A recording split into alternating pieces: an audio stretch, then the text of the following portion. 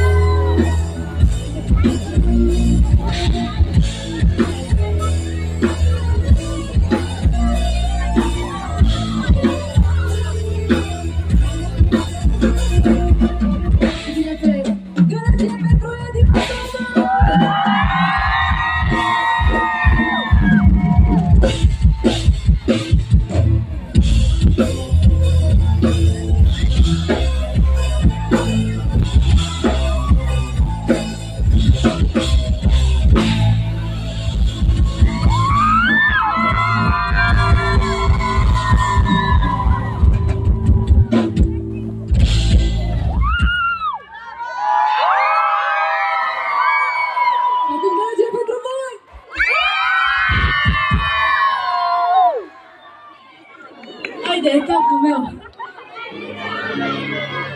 Facem? Cine știa de mine că eu atunci când eram micuță, eu am cântat muzică populară? Știați? La mine în casă se auzea foarte des muzică tradițională românească, pentru că mama cântă muzică populară și așa am crescut și eu, până când am devenit rebelă, evident, dat așa de Celine Dion, țin minte acum, aveam CD. Cine știe ce e CD-ul? Ok. Din ăștia de pe aici nu prea vă cred. De-a prin spate știu, dar voi... Sau, cea... Nu, CD, era CD. Eu aia am prins și casetă, dar CD. Ascultam Celine Dion și Andra, astea erau pentru mine și bam.